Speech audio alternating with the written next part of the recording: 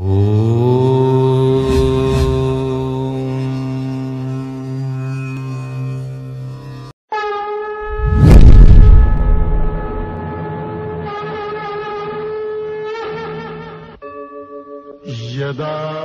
यदा हि धर्मस्य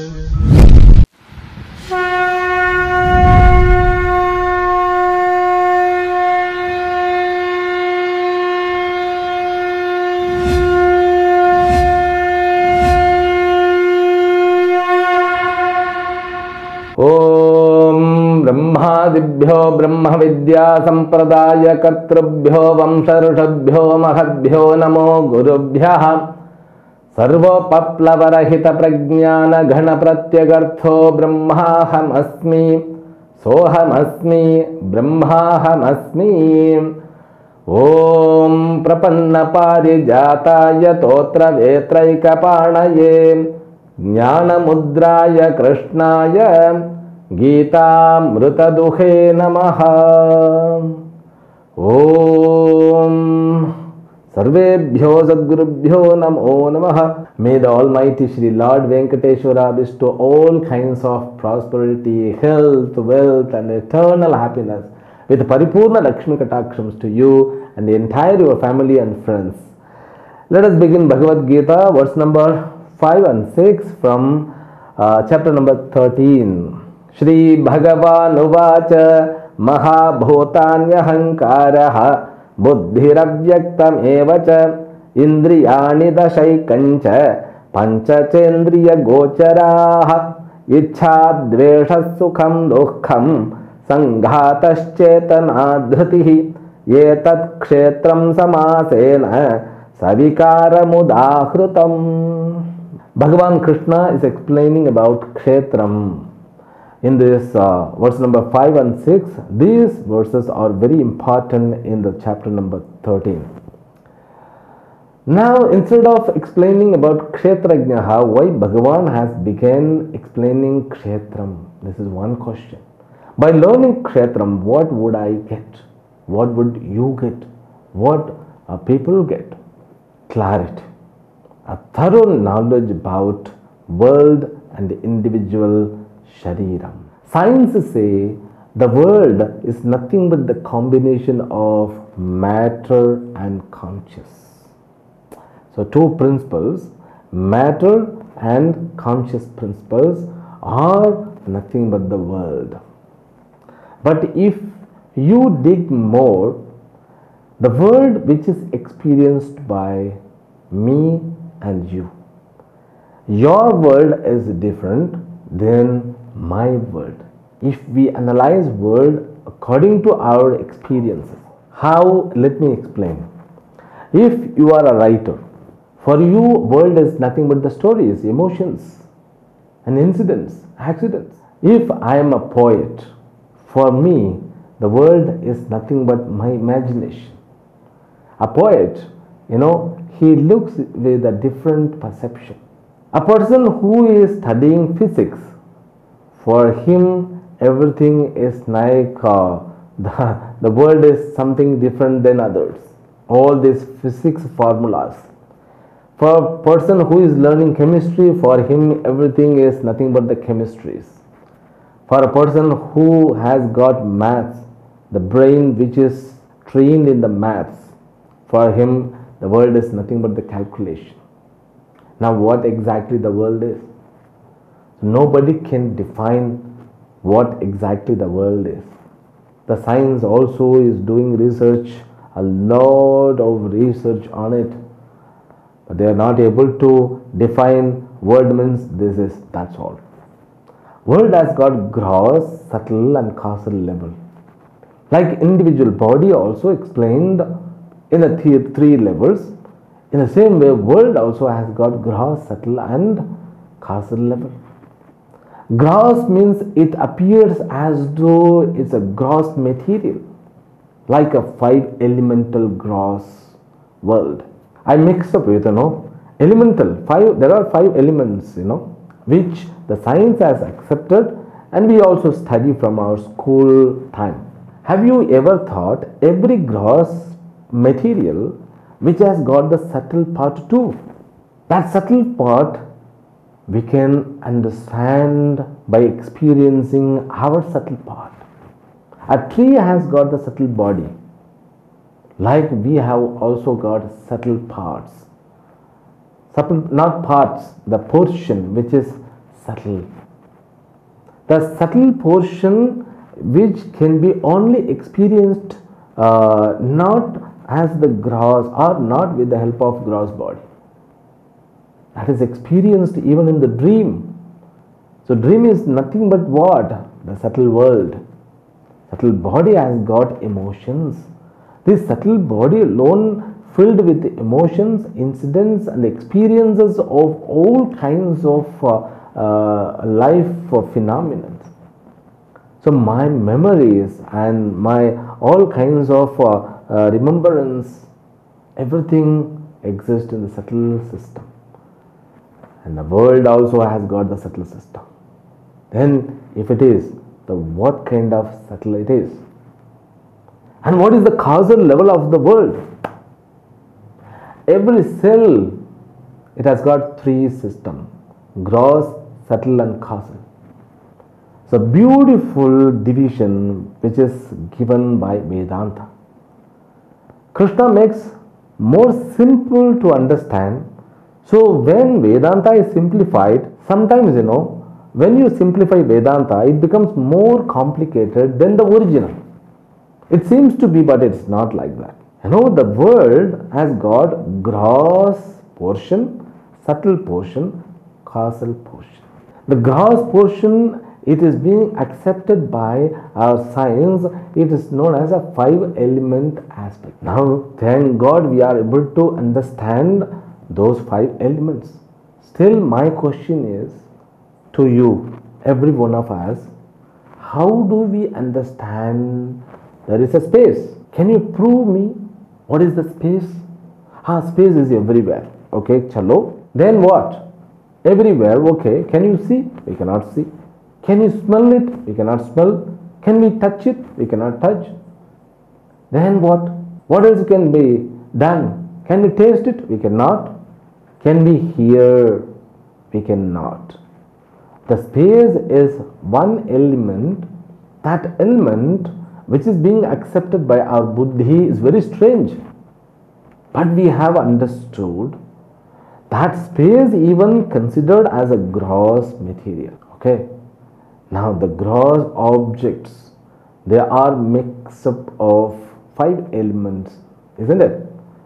So every wall has got sky, water and fire, air and earth. Everything is mixed up.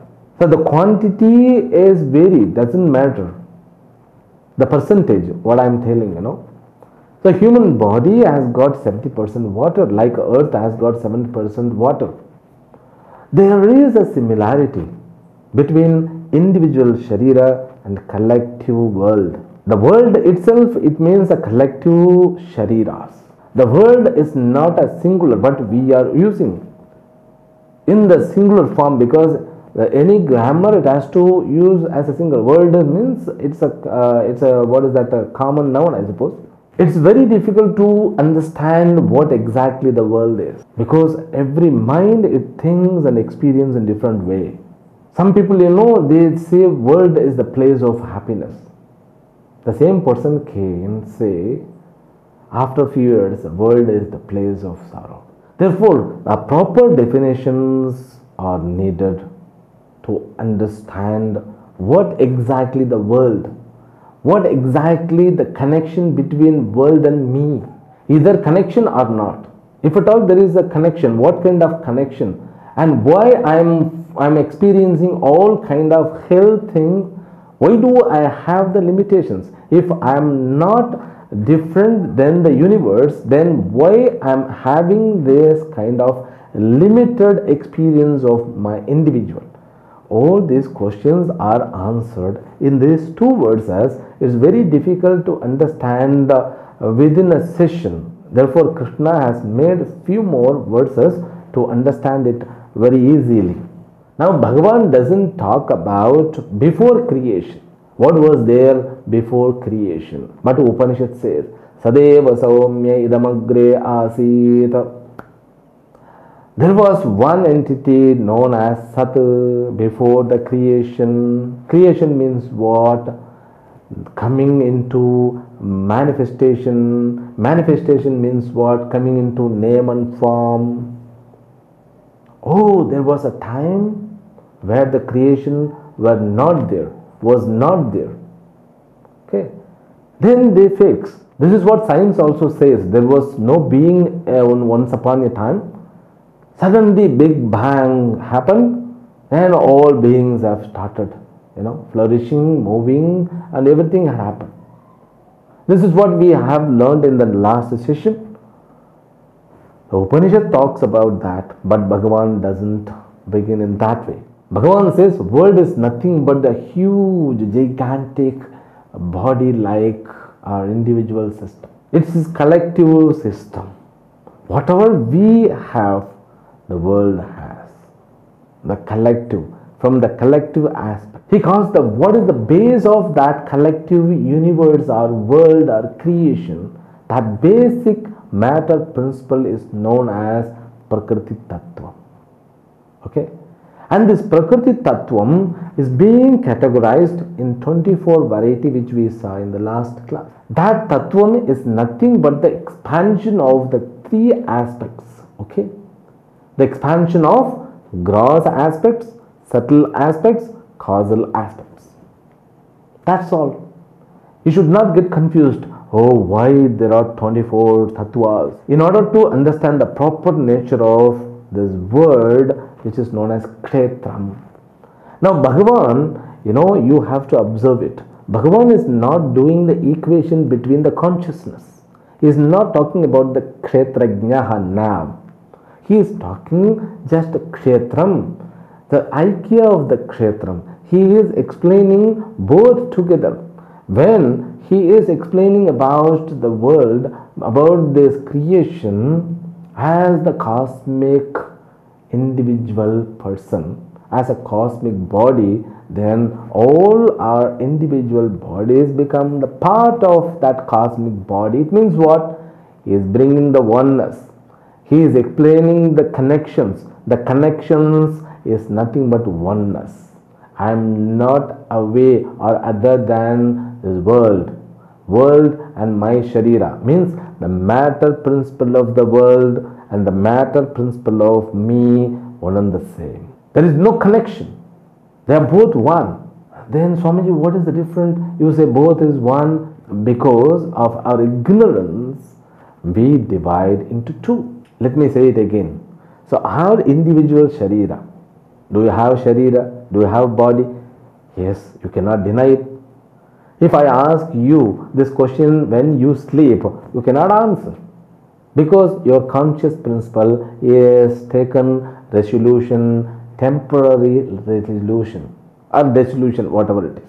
Then it will come in the morning, So when you are awakened, when you are available for my conversation, I am asking you, do you have a body? Yes, yes, sir. Do you have conscious principle? Yes, yes, yes. Therefore, Bhagavan divides.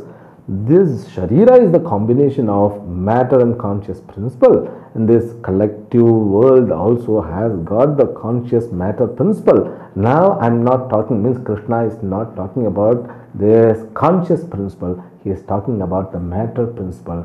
Matter principle, he divides all the matter principle into 24 tattvas. That's all. The matter principle is known as Prakriti Tattvam. That's what Avyaktam word means.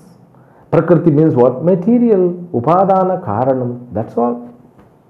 But this Prakriti also known as Maya. Okay. So Maya means what? It's a kind of expression. That expression which is endowed with the consciousness, it's known as Ishvara. Mayantu Prakritim Vidyan Mayinantu Maheshwaram. So I am not going in that way.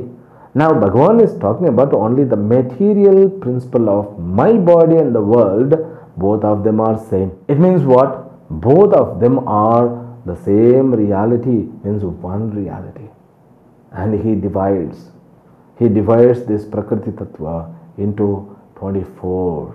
This Prakriti Tattva, which is understood as 24 Tattvani, also can be understood as a cosmic body. This cosmic body has got Ahankara. Now, I have Ahankara, you have Ahankara. It means the cosmic body. So, what all these 5 elemental aspects, they do have Ahankara. You take any object, they have Ahankara. So, they are not expressing them, but they do have Ahankara. So, no material is free from Ahankara. Every material has got Ahankara. Every tissue, every atom has got Ahankara. Ahankara means what? That self-conscious. There is the consciousness. That Ahankara which is not original, what is that? Kshetrajnaha. No. It's a limited consciousness. That we will come later. Ahankara means it's a kind of aham experience. And it is also divided into 5 elemental, 5 gross elemental aspects. And 10 indriyas. 10 indriyas means we have 10 indriyas. Means there are karma indriyas and jnana indriyas. The sense organs which help to receive knowledge. Then the organs which are endowed with actions. Every tissue has got Dashendriya. For example, we were in our mother womb as one cell. From that one cell alone, another cell came. Then from those 2 cells, 4 cells have come, 2 more cells. So like the multiplied cells, from that one cell to this crores, trillions of the cells called Shariram. In the same way, this entire universe is like a cosmic body. Every cell, every part of this world has got all the aspects which are told here. There are 24 aspects, so which we have already seen. It means any object they can see, they can touch, they can taste, they can listen, they can do everything. So when you are able to understand, so nothing is, exist as the dead material. But the consciousness itself is a dead material alone, inert object.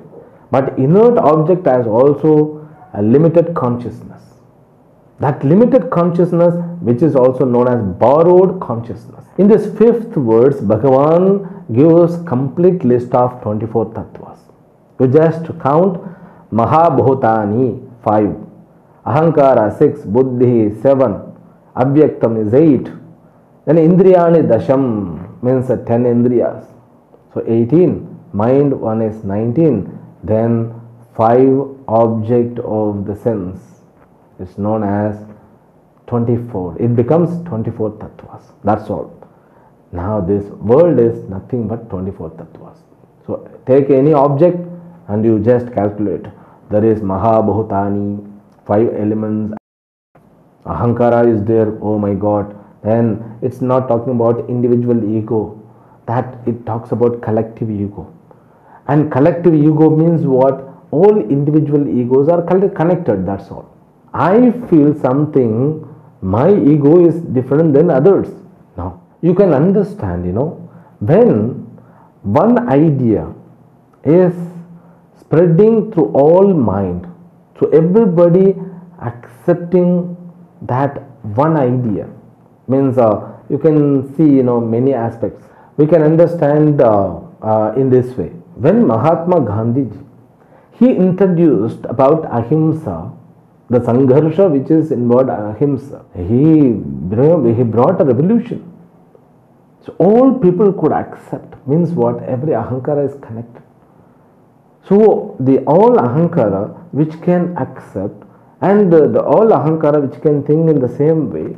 Sometimes there are twists among this ahankara is because that is what the system is. Every object is connected in the same way. Every ahankara is also connected. And even buddhi too. So every individual we do have intellectual part, means intellect, to think, to make the decision. So all intellects of the beings are one and the same. They are one. But we feel I am different, I am having different intellect.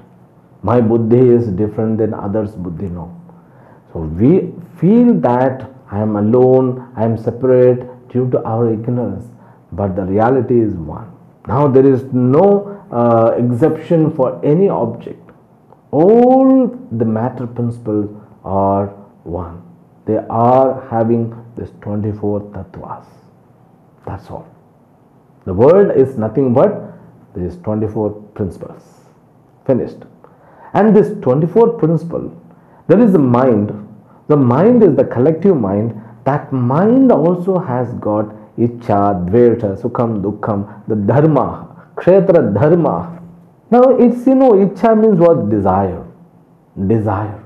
So my mind has got the desire. Every mind has got desire. You can see even animals have their own desire. And the magnetic is nothing but equal to a desire. Why the moon is going around the earth? What is that? Some kind of attraction. The attraction, North Pole attraction, it seems to be something different kind of attraction. If you know the horoscope, the Rahu and Ketu, there are two nodes, south node and the north node. They go like this. Okay, that's kind of a 180-degree attraction. So positive and negative. The Ichcha is the positive attraction. Every mind is endowed with Ichcha. Every tissue, every aspect is endowed with Ichcha Shakti. Therefore, Ichcha Shakti Swarupanyai Namaha, Kriya Shakti Swarupanyai Namaha, Jnana Shakti Swarupanyai Namaha. So when you understand, every atom has got Ichcha Shakti. Therefore, we do have the desire. The desire is the nature of this Kshetram. The desire we cannot demolish, we cannot delete it. I have to burn all of my desires. Not at all possible. Then why Prajahatiyata Kaman Sarvan Parthaman Ogatan? So why Bhagavan says this yogi could throw all the desires? No. The language Prajahati means he gives up all the desire. He gives up all the desire means the selfish desires is being dropped. The desire is the nature of the mind. When you snatch your mind, then alone the desire can be taken away from you. The mind, every object has got the mind, desire is there, Dvesha is there. Dvesha means what? Negative attraction. Negative attraction, I tell you, where there is a desire. If you desire any object, you will hate it. First desire comes. So the hatred won't come first. Okay, this dead materials. So Bhagavan is talking about Kshetram. Every Kshetram has got likes and dislikes. Ichcha, Dvesha, positive attraction, negative attraction. Sukham, Dukkham, every object may give you happiness and sorrow. Because that's the nature of the Kshetram. It causes for sorrow and happiness.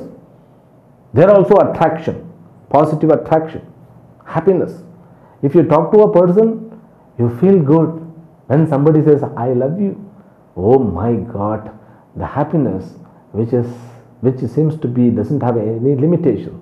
The same thing after 3 years of marriage, the same person, when he says, I hate you, you feel hell. But still in India, marriages are successful, I tell you. Then Sanghatash Chetana Dhritihi, Sanghataha, the body, mind and sense complex, they have their own sentiency. It means there is one reflected consciousness, borrowed consciousness.